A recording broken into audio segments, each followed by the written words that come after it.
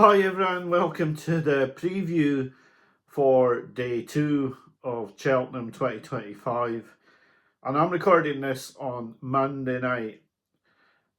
I did wonder whether I should do this after the first race tomorrow, but then that makes it difficult for others to watch, but I wanted to see what the ground would be like.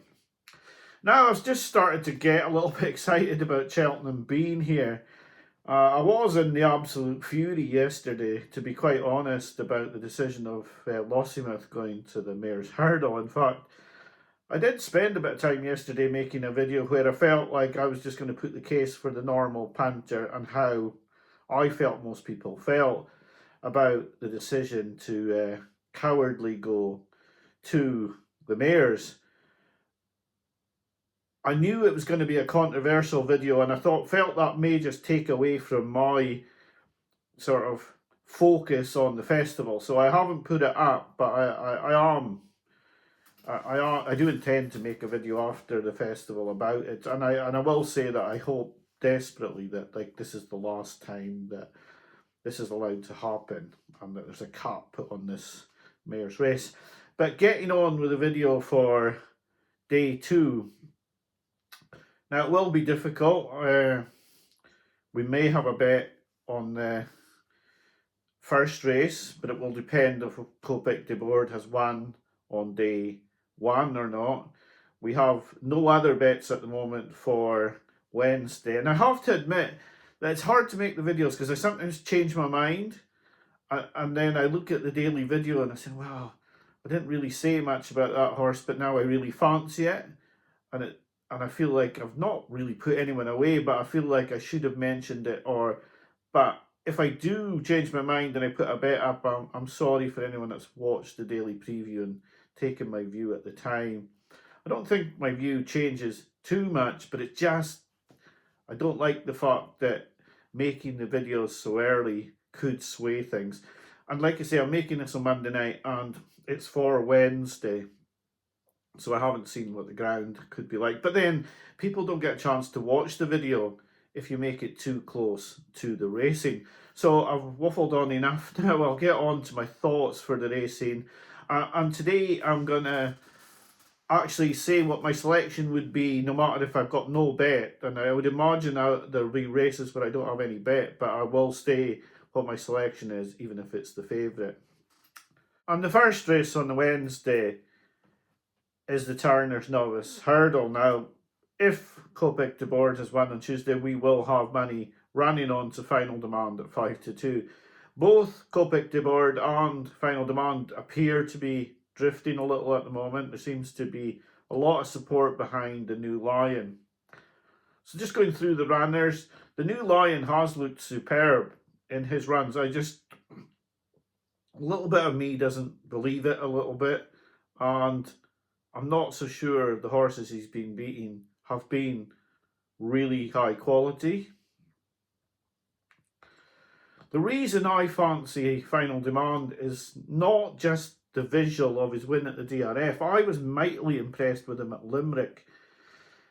I just think he looks just such a professional horse. He came in from one point to point and he just did everything right. He just looks like a horse that no matter who the jockey is or who rides him, they push him into a position, he goes into the position. They ask him for more, he instantly finds more. I've heard a lot of people say he's slow, he's a plodder. I don't think he looks like a plodder to me. I like the way he quickened up at Limerick, but to say that he was slow going up the running at the DRF is really strange to me. He came to the last. He was already going away from Wingman, but he steadied into the last. He didn't get a lot of momentum there. And then he's continually drawn away from Wingman all the way up the straight. But not just from Wingman, everything else in the race. Nothing was gaining on him. He was very, very quick. I just think he's so professional. And I think it will be very difficult to beat him. Now, it's a deep race. It's not just the two of them that are in here. I do fancy Final Demand. He will be my selection in this race, but he is short considering that you've got the Yellow Clay, who's done nothing wrong, won all his starts this season, has run well on every start. Potter's Charm, who blotted his copybook last time out, but probably wasn't fully fit and was just one of these strange ideas that Nigel Twiston-Davies gets to just pot hunt. But it's a worry because when you do it, you are asking for trouble, and they got trouble because they were beaten, but they've also run the horse again, and you can only run them so many times in a season. I think this is a difficult race. 6 Mile Bridge is in here. Kate Doty was well talked about earlier in the season, but he was well beaten by Copic de Board at the Dublin Racing Festival, and he's on a retrieval mission in here. The one that I thought at a big price may run well was Sean O'Keefe's ride, Kappa J Pike. I think he could be the one that's in here to set the pace, but I think he's better than a pacemaker, and he could run a big race in here at 33-1. But I have to stick with my initial assessment on Final Demand. I've loved this horse.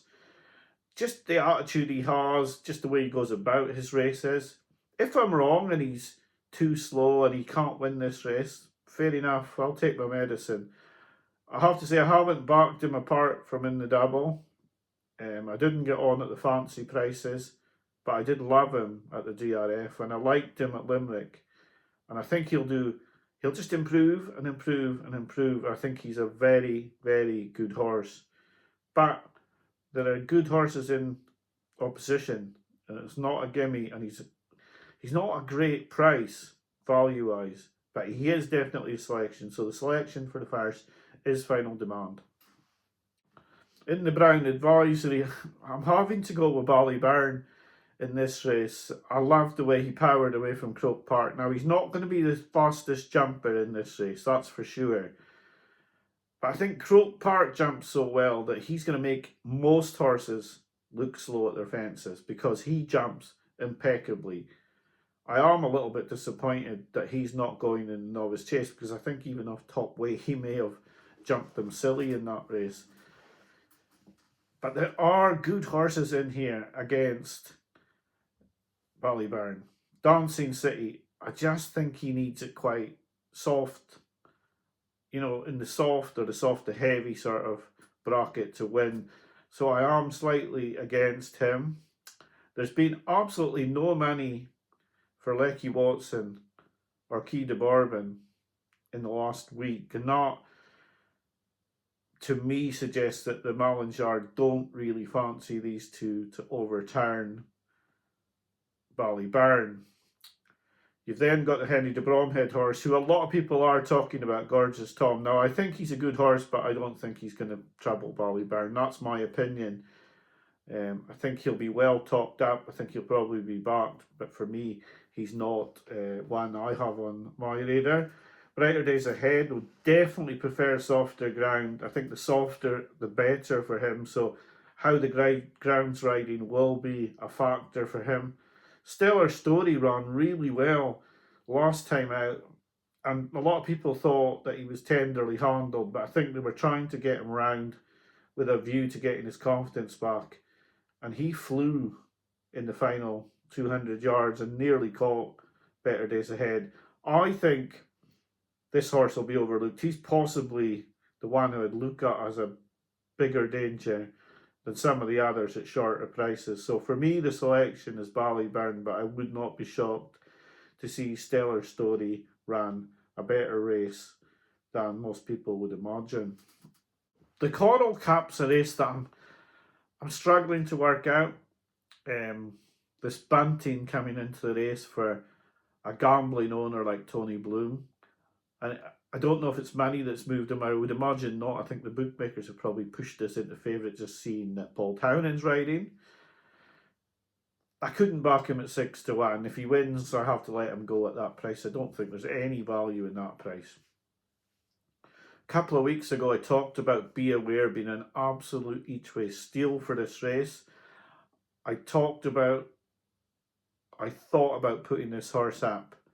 There was a niggling doubt in the back of my mind that this horse could be a bit of a twicer, and he could be a dodger.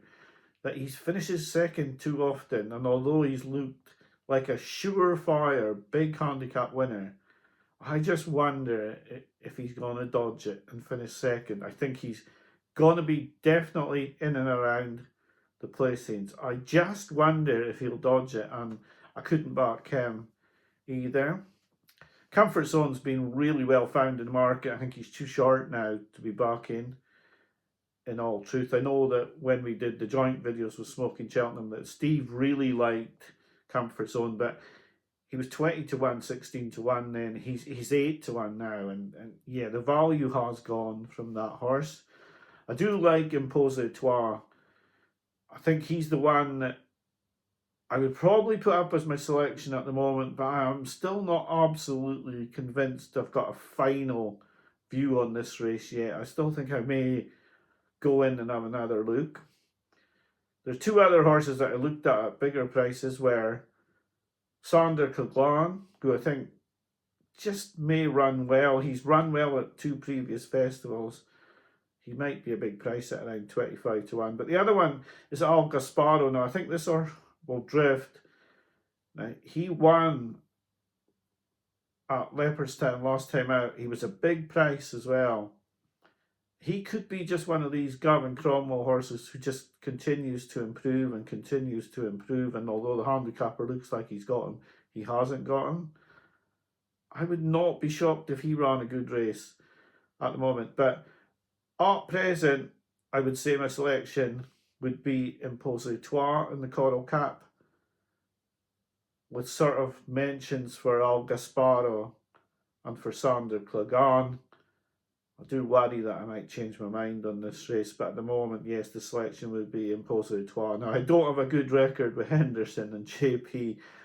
They've cost me a few pound in anti-post bets in previous seasons of Cheltenham chart.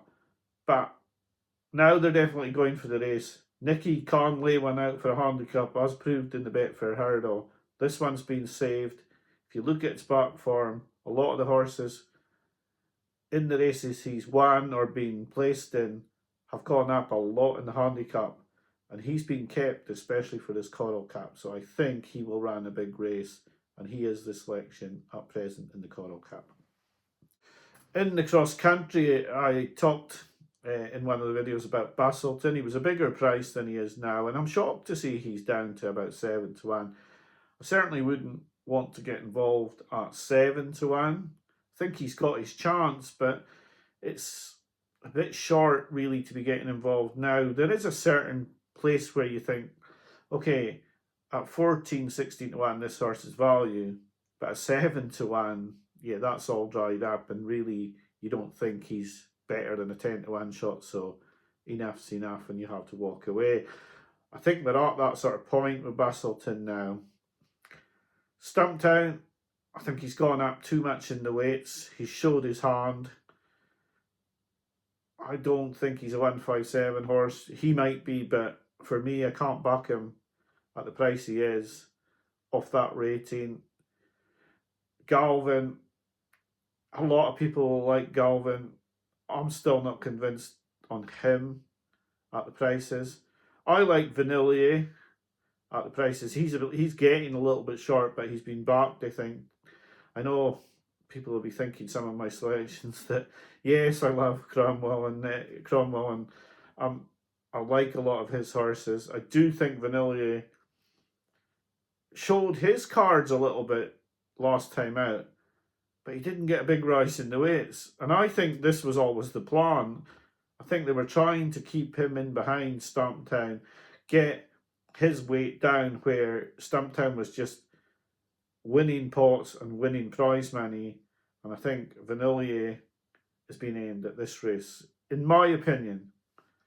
That's what it looked like to me. And I thought when he won that last race over in Ireland, I thought, oh, he's blown his mark there, because he absolutely bolted in. But he didn't get a big rise. And I think they're probably quite happy with that. I think he would be the selection. So the cross-country selection is Vanillier. It's not with a lot of confidence, but I do think he's got a very good chance. I did also like the chance of the French horse, but he's a reserve and I don't think he'll get in. I don't think I like too far down the list in this race. So selection, Vanillier for the cross country. Champion Chase. As I said when I spoke to Steve in the videos that were on his channel for Cheltenham, we both couldn't explain why, but we both wanted to be against Jonbon.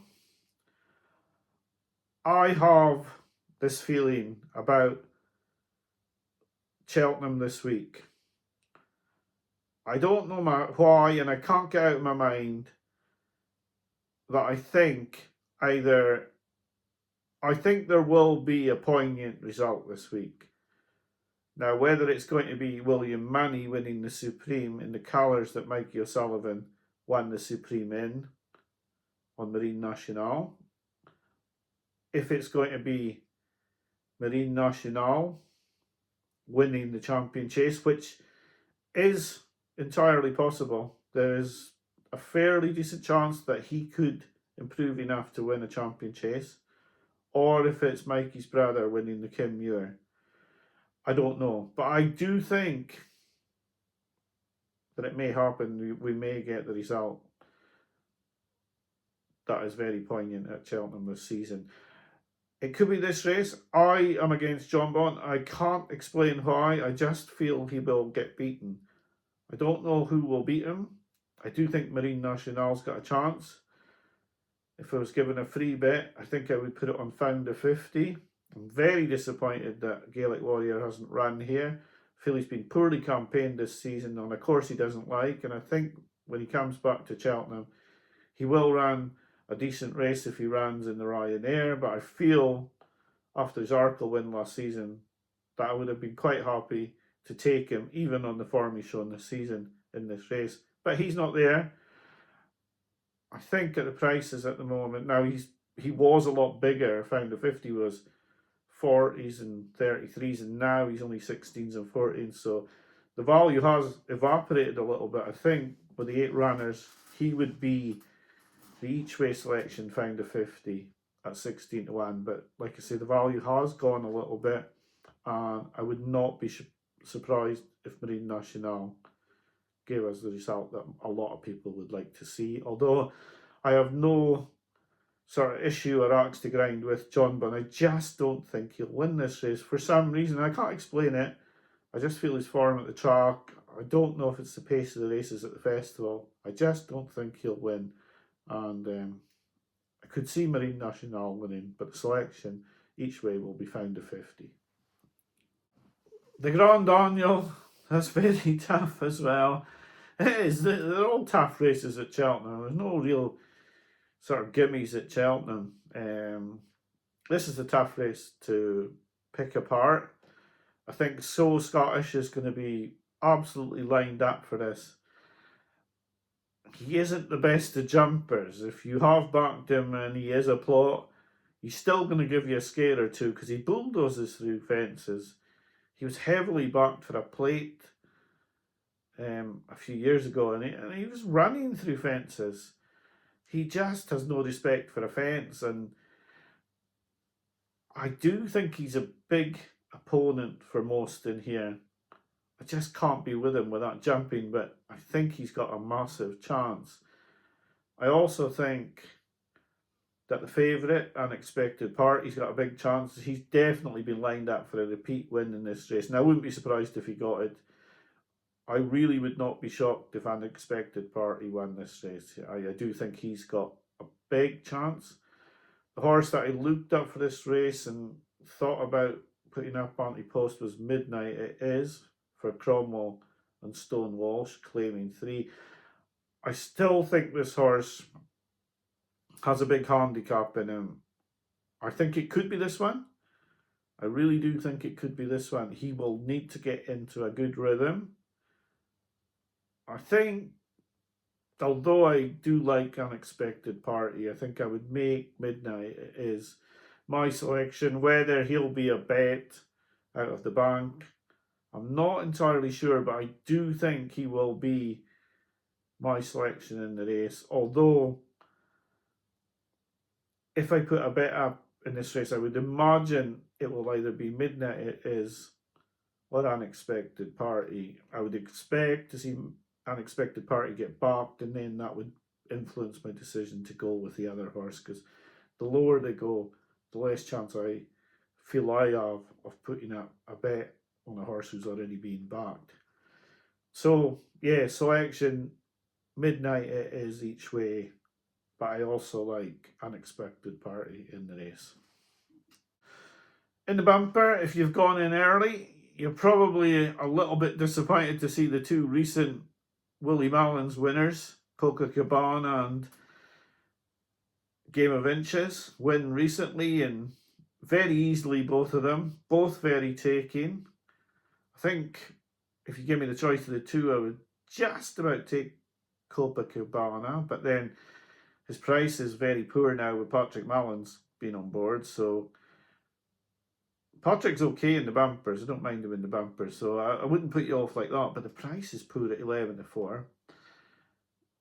Game of Inches has Townend. That's no, that's no problem to have Townend on. Calypso's Chance horse I've never really taken to.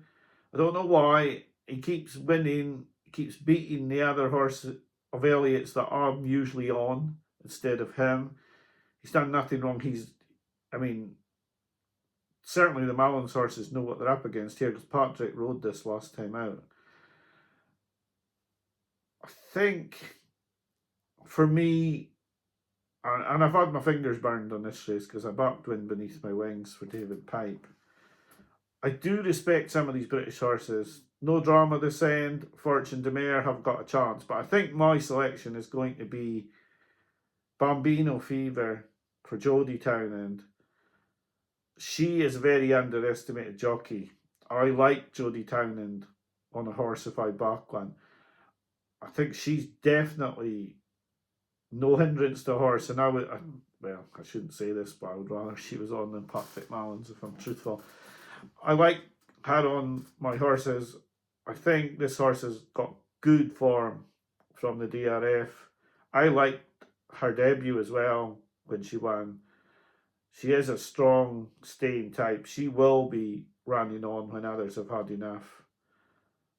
And I will go with her as the selection in the last. So selection in the bumper will be Bambino Fever. So I do hope everyone has a great Cheltenham Festival. I know that I never really got too excited yesterday. Like I said, I was a little bit in the fury over the decision of, I like Lossiemouth as a horse. That's the reason why I thought she could win the Champion Hurdle. So anyway, never mind about that. I do think that there's more betting opportunities on the Wednesday. Whether I can find a bet that I want to put up, it will depend a lot on Tuesday. If Copic de Boards wins, then I will already have a bet on Final Demand, and then I probably would just look to find one other bet on the card on Wednesday to try and have two bets. Or if there's a big priced horse that I would like to bet, then I'll have two smaller bets. But the horses that I've put up at the moment are the ones who I see as being the horses I would be more than likely to be looking at for a bet come Wednesday. Let's hope that Copic de Boards does win the first and that the Panthers get off to a good start on Tuesday. Not only for my bet, but I like to see the bookies get a good kick in, and this would start them worrying a little bit with the roll-ups on all the favourites, because as far as I'm concerned, I can't see Lossiemouth being beaten really. It maybe is a bit more of a coin toss on Constitution Hill. I wouldn't like to call that one. I think Margeborough, barring a fall, looks to have a great chance in the Arkle. So yeah, I'm hoping Copic de Board gets everyone off to a good start. Don't like that hood being declared. But the bet's been on for a while now, so we just have to go with it. But yeah, I'll be back. I'll try and do the day 3 preview tomorrow night. We'll have some results by then. We'll know what the ground looks a little bit like by then. And hopefully by then, If you're watching my video tomorrow night for day 3's preview, hopefully you've had a few winners and Cheltenham is going well for you. I hope you all enjoy the Tuesday of the festival. This has been the preview for the Wednesday of the festival. Hopefully I've picked out a couple of good picks, but like I always say, you're the one pushing the button or you're the one writing on the betting slip. It's got to be a horse that you fancy, and you should never be following anybody's opinion in without fancying the horse yourself. So enjoy Tuesday, and I'll be back to you tomorrow night with a preview for Thursday of the festival. So have a great day and bye for now.